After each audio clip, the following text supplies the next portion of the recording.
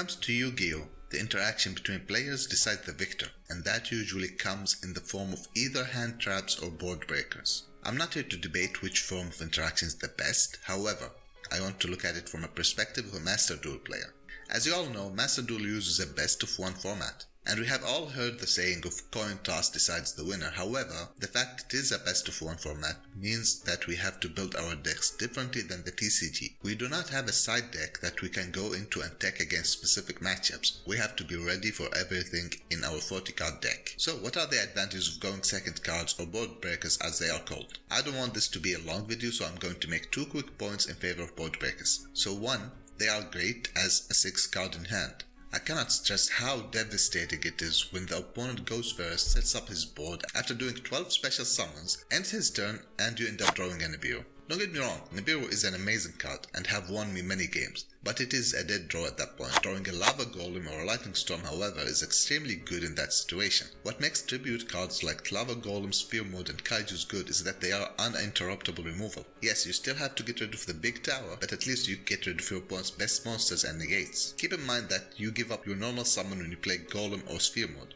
but some decks can function without normal summoning. My second point is that they are not terrible going first either. Sure, you have one less card to combo with, but if your opponent ends up dismantling your field and he doesn't have lethal, you can still evenly match them during the battle phase, or have a Dark Ruler no more in hand for the next turn to make a comeback. They can also be cards that you can set on the field like Forbidden Droplets, Super Poly, and you can activate them on your opponent's turn. This is a good compromise to not having anything after you hand trapped your opponent and they still continue to combo off. I'm gonna show a quick examples of matches I had recently using just pure going second decks. So this first example is me playing against a Cyberse Math Mech deck. I've noticed that because my opponent summoned so many monsters, because he wants to use Masquerade's effect and go into Appaloosa, I'm guessing, he locked himself from activating Super Factorial. And if you look at my hand, I have a Lightning Storm and a Lava Golem. And this is how it plays out. I'm gonna activate Lightning Storm, and it's gonna clear his field. He's gonna chain Masquerena, but it cannot do anything because he cannot activate Super Factorial now. There you go. There's his Appaloosa.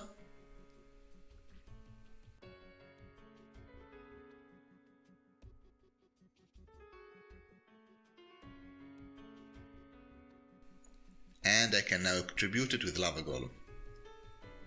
Easy. Okay, for this next example, I was playing against a Scarecrow deck. He ends up with a Baron, a DPE, and a set Scythe.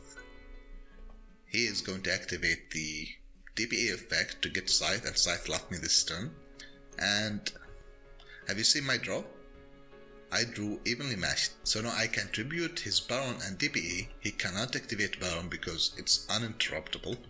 And then I can just evenly match his field. Now he only has a Lava Golem. I'm already locked from special summoning, so I was not gonna get any combos this turn, so it doesn't matter that I lose my normal summon too.